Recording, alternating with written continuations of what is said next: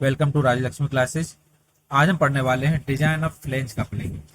Flange coupling के बारे में पढ़ेंगे। सबसे पहले हम जानेंगे फ्लेंज कपलिंग क्या होता है। फ्लेंज कपलिंग एक ऐसा पार्ट होता है जिसमें हम लोग शाफ्ट में इसको अटैच किया जाता है पावर ट्रांसमिट करने के लिए।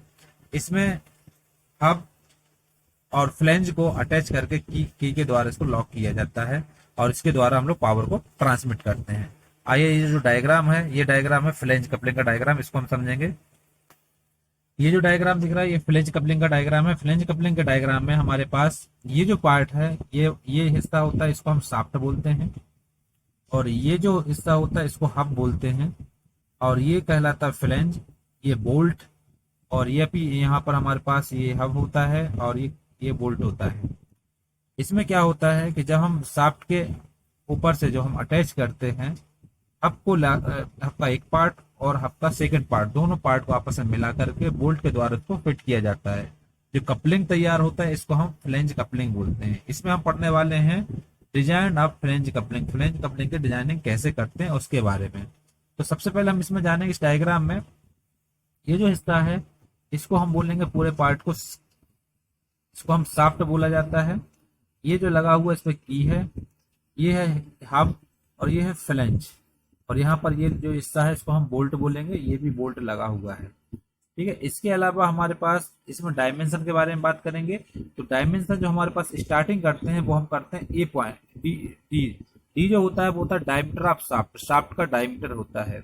इसके बाद आता है कैपिटल डी, जो कि आपको ये यहाँ से यहाँ दिख रहा है। ये कैपिटल डी इक्वल टू होता है 2D के बराबर, जिसको हम बोलते हैं outer diameter of hub. Hub का आउटर डायमीटर कहलाता है यहाँ से लेकर के यहाँ तक का जो डायमेंशन होता है उसको हम कैपिटल डी के द्वारा डिनोट करते हैं, जो कि डी इक्वल टू 2D के बराबर होता है, डायमीटर ऑफ शाफ्ट का डबल होता है। इसके बाद आता है नेक्स्ट हमारे पास ये बोल्ट के एक्सिस, यहाँ का बोल्ट का एक्सिस, दोनों एक्सिस का मिला करके यहाँ से यहाँ तक का जो डायमेंशन होता है उसको हम D1 से नोट करते हैं। D1 इक्वल टू होता है 3D के बराबर। कैपिटल D1 इक्वल टू होता है 3D के बराबर, 3 गुना होता है डायमीटर ऑफ शाफ्ट का। इसके बाद हमारे पास आता है नेक्स्ट एक और डायमीटर रहता है जो कि अपर पार्ट से लोअर पार्ट के लिए रहता है। ये पूरा डायमीटर रहता है, ऑल ओवर डायमीटर। तो ये D2 इक्वल टू होता है 4D के बराबर, ये 4D के बराबर रहता है D2। तो हमारे पास इसके बाद बोल्ट का डायमीटर आता है, D1 से नोट करते हैं, जो कि बोल्ट का डायमीटर कहलाता है। ये डायमीटर आते हैं, सबसे पहले डायमीटर है हमारे पास डी। डी होता है diameter of shaft, capital D होता है diameter of hub, and D जो D1 होता है कैपिटल D1, ये होता है diameter of bolt axis. Axis के यहाँ से होते हुए गया है जो डायमेंशन है। तो D2 है जो वो diameter of outer surface of main diameter कहलाएगा, आउटर डायमीटर ऑफ फ्लेंज। इसके बाद आता है हमारे पास D1। D1 जो रहेगा ये D1 होता है डायमीटर ऑफ बोल्ट। इतने डायमीटर आता है D, capital D, D1, D2 और D1। ये जो डायमीटर है, ये डायमेंशन इसमें यूज होता है। उसके बाद हम देखते हैं लेंथ ऑफ फ्लेंज। तो लेंथ ऑफ फ्लेंज हम यहाँ पर दिखाते हैं, आधा पार्ट ये होता है, आधा पार्ट ये होता है। L इक्वल टू होता है 1.5D के बराबर। ये जो आपको दिख रहा है ये लेंथ ऑफ हब की लंबाई अगर निकालना है तो L इक्वल टू 1.5D के द्वारा निकालेंगे। ये भी L इक्वल टू 1.5D के द्वारा निकलेगा। ये भी हमारे पास हब का जो लेंथ के बराबर होता है L इक्वल टू 1.5D, जो कि आपको यहाँ पर दिख रहा होगा 1.5D। यहाँ पर ये की अटैच है, इसके बाद यहाँ हब अटैच है, हब का 2 पार्ट अटैच है जो कि अटैच किया हुआ है, और ये बोल्ट अटैच है। बोल्ट के बाद हम देखते हैं ऊपर आते हैं फ्लेंज वाले हिस्से पे। तो फ्लेंज का जो थिकनेस होता है ये और ये डायमेंशन होता है, इसको हम TF से नोट करते हैं। TF इक्वल टू होता है थिकनेस ऑफ फ्लेंज, फ्लेंज की मोटाई कहलाएगी। इसी टाइप से ये सेकंड वाला भी रहता है, वो भी हमारे पास TF से नोट करते हैं, जो कि थिकनेस ऑफ फ्लेंज कहलाएगा। ये डायमेंशन आता है, इन डायमेंशन के द्वारा हम लोग फ्लेंज कपलिंग को देखते हैं। ये डायग्राम बनाते हैं, डायग्राम के बाद हम इसकी हम डिजाइन देखेंगे। सबसे पहले हम देखेंगे if D is the diameter of the shaft और inner diameter of hub. Diameter of shaft का जो डिनोटेशन है वो D से है, तो इसको हम इनर डायमीटर ऑफ हब भी बोलते हैं। हब का इनर डायमीटर या फिर डायमीटर ऑफ शाफ्ट कहलाएगा। D is inner diameter of shaft, और आउटसाइड डायमीटर इसके द्वारा निकालें तो आउटसाइड डायमीटर इक्वल टू हो जाएगा 2D equal to 2D। D equal to 2D के बराबर होता है, जो कि हमने डायग्राम में समझा हुआ है। इसके बाद हम निकालते हैं इसमें लेंथ ऑफ हब। अगर लेंथ ऑफ हब निकालना तो इसका हो जाता है एल इक्वल टू 1.5 डी के द्वारा। 1.5 डी जो डी है, डी डायमीटर ऑफ शाफ्ट है, इसको रख देंगे तो एल निकल आएगा। फिर आता है pitch circle diameter of bolt. Bolt का जो पिच सर्कल डायमीटर है उसको हम D1 से नोट करते हैं। D1 इक्वल टू होता है 3D के बराबर। डायग्राम में ये मैंने दिखाया हुआ है, 3D को रख देंगे तो इससे हम D1 निकाल सकते हैं। तो नेक्स्ट आता है हमारे पास outside diameter of flange. Flange का अगर आउटसाइड डायमीटर निकालना तो वो होता है D2 इक्वल टू 4D के द्वारा। D2 हमारे पास होता है outside diameter of flange. Flange का अपर एंड लोअर पार्ट से लेकर जो डायमेंशन होता है वो D2 से नोट करते हैं, जो होता है 4D के बराबर। Thickness of flange. फ्लेंज का अगर थिकनेस निकालना तो हम इसको निकालेंगे TF के द्वारा। TF इक्वल टू हो जाता है 0.5D। 0.5D से हम निकालेंगे तो ये TF निकाल आएगा, थिकनेस ऑफ फ्लेंज। फिर आता है हमारे पास नंबर ऑफ बोल्ट्स। इसमें नंबर ऑफ बोल्ट लिए जाते हैं। N इक्वल टू 3 लेंगे कब? जब डायमीटर ऑफ शाफ्ट 40 mm तक का हो। अगर आपको क्वेश्चन में डायमीटर ऑफ शाफ्ट 40 mm तक दिया है तो नंबर ऑफ बोल्ट आपको 3 लेना है। और जब डायमीटर आपको अप टू 100 mm तक का दिया तो उसके लिए नंबर ऑफ बोल्ट 4 लेना है। जब डायमीटर ऑफ शाफ्ट 180 mm तक दिया हो तो उसका नंबर ऑफ बोल्ट 6 लेना है। तो इसमें हमने बताया N equal to 3, N equal to 4, N equal to 6, ये आप ले सकते हो एंड डायमेंशन के अकॉर्डिंग। अब इसमें हम डिजाइन करेंगे। डिजाइन में जो पैरामीटर लेते हैं वो ये लेते हैं, let small D. Small D क्या होता है? Diameter of shaft. शाफ्ट का डायमीटर होता है, मैंने इसमें बताया हुआ आपको। कैपिटल डी, कैपिटल डी होता है outer diameter of hub. Hub का आउटसाइड का डायमीटर। स्मॉल D1 जो होता है वो होता है outside diameter of bolt. Bolt का डायमीटर होता है। कैपिटल D1 होता है डायमीटर ऑफ बोल्ट सर्कल। जो बोल्ट एक्सेज होता है उसका डायमीटर होता है कैपिटल D। N होता है N equal to number of bolt. कितने नंबर ऑफ बोल्ट है उसको हम N से नोट करेंगे। TF इसमें लेते हैं हम, जो वो होता है थिकनेस ऑफ फ्लेंज।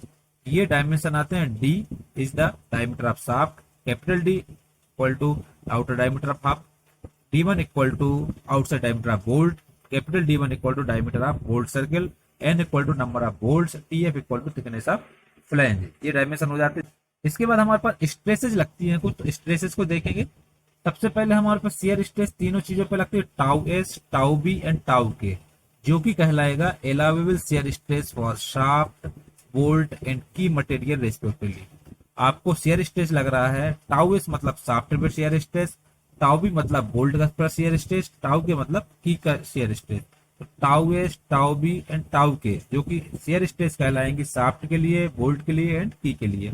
फिर आता है टाउ सी। टाउ सी जो होता है वो होता है allowable shear stress for the flange material cast iron. Flange material, flange coupling का जो शियर स्ट्रेस होता है उसको टाउ सी से नोट करते हैं, जो कि कास्ट आयरन का बनी होती है, इसलिए हम इसको टाउ सी से नोट किया जाता है। दो क्रशिंग स्ट्रेस लगती है इसमें। दो क्रशिंग स्ट्रेस कौन कौन सी लगती है? Sigma C B and sigma C K. Sigma C B जो है वो है allowable crushing stress for bolt, bolt के लिए है, and sigma C K equal to है allowable crushing stress of key material, key के लिए है।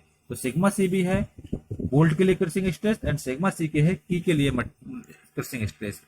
इसके बाद हम डिजाइन करते हैं। सबसे पहले हमारे पास डिजाइन आता है डिजाइन ऑफ हब। हब की डिजाइन की जाती है इसमें।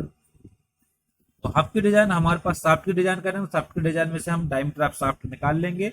उसके बाद हम लोग डिजाइन करेंगे आगे।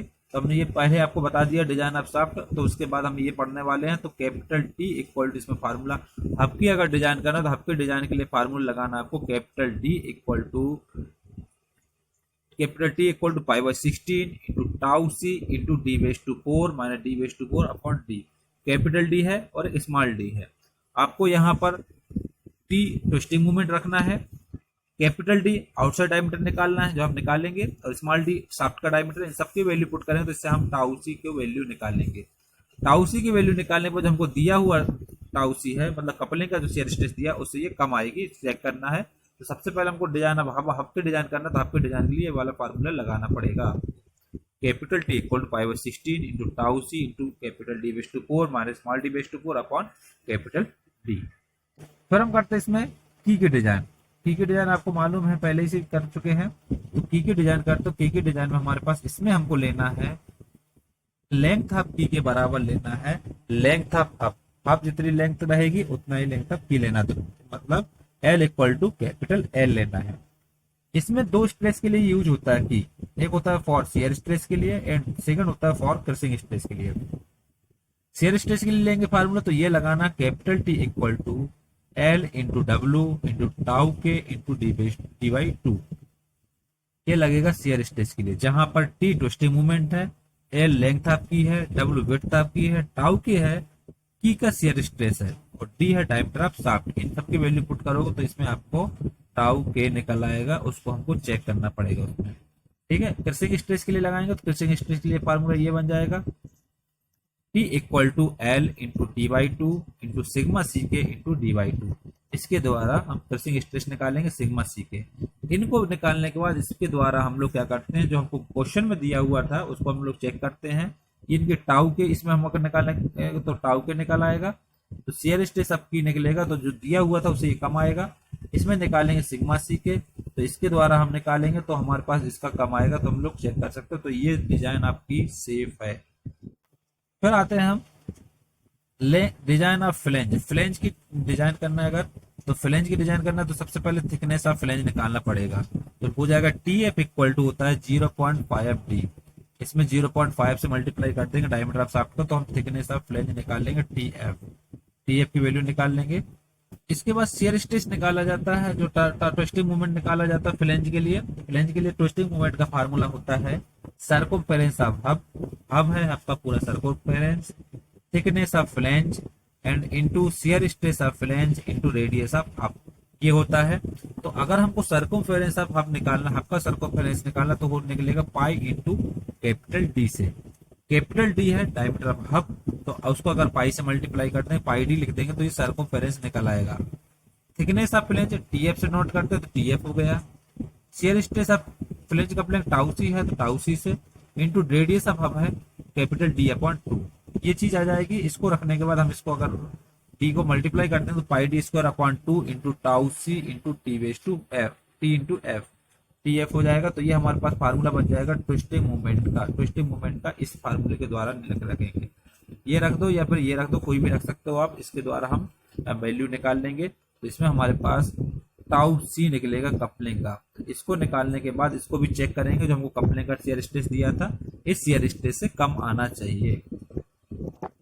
फिर आता है डिजाइन ऑफ बोल्ट। बोल्ट की डिजाइन करना है, तो बोल्ट की डिजाइन करने के लिए हम क्या करते हैं, सबसे पहले लोड निकालते हैं प्रत्येक बोल्ट पर। तो लोड ऑन ईच बोल्ट निकालेंगे तो आ जाएगा 5/4 into D one square into tau B. आपको मालूम जब लोड निकालते हैं तो एरिया इंटू शेयर स्ट्रेस निकालते हैं। तो एरिया है हमारे पास शेयर स्ट्रेस का, उसका बोल्ट का D1 डायमीटर का यूज होता है, इसलिए 5/4 D1 स्क्वायर आ जाएगा into shear stress of bolt हो जाएगा तो टाउ भी हो जाएगा। फिर आएगा total load on all bolt. जितने भी हमने बोल्ट लिए हुए हैं उसके लिए निकालेंगे तो 5/4 into D1 square into tau भी into N, number of bolt का इसमें मल्टीप्लाई कर देंगे तो टोटल लोड निकल आएगा। इसके बाद हम निकालेंगे टार्क। टार्क निकालेंगे तो आ जाएगा T equal to F into D1 upon two, क्योंकि D1 जो होता है नॉमिनल डायमीटर ऑफ पिच, जो हमारे पास बोल्ट का पिच है, पिच डायमीटर वो है D1 है, इसलिए हम D1 लिया हुआ है। तो F इंटू D1/2। F1 की वैल्यू हमारे पास यहाँ से रख करके ये वाली वैल्यू जो रहती है इसको हम यहाँ पर रख देंगे F की जगह पे। इसके बाद हम इसको सॉल्व करेंगे। इसको अगर हमने सॉल्व की, यहाँ पर रखा हुआ लोड को यहाँ पर ये रखा हुआ है, यहाँ आ जाएगा हमारे पास T equal to 5/4 into D1 का square into tau B into N into D/2, D1 upon 2। इसके द्वारा हम लोग डायमेंशन को निकालते हैं। इससे हम निकाल लेंगे बोल्ट का शेयर स्ट्रेस। बोल्ट का शेयर स्ट्रेस निकल आएगा, तो इसको भी हम चेक करेंगे। जो हमको दिया हुआ शेयर स्ट्रेस था बोल्ट का उससे ये कम आना चाहिए। अगर ये कम आता है तो ये डिजाइन सेफ है। इस टाइप से हम इसमें पढ़ते हैं डिजाइन ऑफ फ्लेंज कपलिंग का डिजाइन प्रोसीजर। इसके बाद हम इसका न्यूमेरिकल लाएंगे।